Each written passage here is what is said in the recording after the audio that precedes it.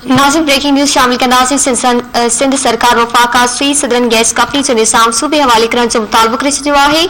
तवानाई वारे सूबाई वज़ीर इम्तियाज़ शेख चयो आहे त वफ़ाक़ी सरकार जी नाअहली सबब सिंध जे अवाम खे गैस न पई मिले, न रुगो ॿाहिराड़ी पर सूबाई राजधानी जे पोश इलाइक़नि क्लिफ्टन ऐं डिफेंस में बि गैस न आहे। तवानाई वारे सूबाई वज़ीर इम्तियाज़ शेख सिंध असेंबली जे ऐवान में पॉलिसी बयान ॾींदे चयो त PTI सरकार जी नाअहली सबब 21वीं सदी में बि माण्हू काठियूं ॿारण ते मजबूर आहिनि। इम्तियाज़ शेख मूजिब हाणे दवा वांगुरु गैस पर 3 भेरा मिलंदी। गैस जे अघनि बाबति ओघरा में फैसला थियनि था, पर गैस पैदा कंदड़ सिंध ऐं बलूचिस्तान जे ओघरा में नुमाइंदगी न आहे। हुन चयो त सिंध 62% गैस पैदा करे थी, पर वफ़ाक़ी वज़ीरनि खे इहा बि ख़बर न आहे। उन्हनि खां गैस जो मसइलो हल न थींदो, मामलो सिंध हुकूमत जे हवाले कयो वञे। तफ़सील कंदासीं। सीनियर रिपोर्टर शबील आशारी सां गॾु टेलीफोन लाइन ते मौजूद आहे। जी शबील आशारी, वधीक आगाह कजो।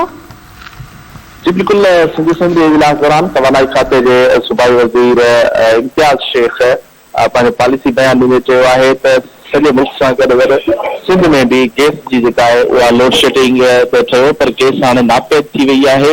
हुन चयो त न रुगो बहिराड़ी पर गाज़ीपुर शहर कराची जे बि क्लिफ्टन ऐं डिफेंस वारनि इलाइक़नि में गैस नथी मिले। सुबुह जो स्कूल वेंदो ॿार थोरे वालिदैन परेशान आहिनि।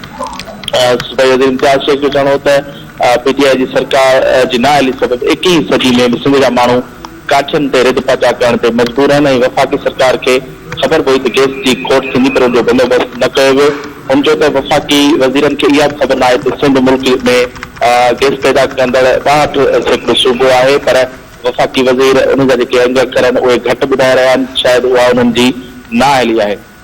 सूबाई वज़ीर इम्तियाज़ शेख जो चवणो हो त गैस डिस्ट्रीब्यूशन वारो जेको मामिलो आहे उहो सिंध सूबे हवाले कयो वञे, छाकाणि त गैस निकरी सिंध मां थी ऐं वरी उनजो जेको फ़ैसिलो आहे उहो इस्लामाबाद में वेठल बाबू कनि था, जंहिंजे करे असांखे उन्हनि जे फ़ैसिलनि ते एतिराज़ आहिनि ऐं वफ़ाक़ी सरकार गैस वारे मामले में मुकमल तौर ते नाकाम थी चुकी आहे, तंहिंजे करे इहो मामिलो जेको आहे सिंध सरकार हवाले कयो वञे।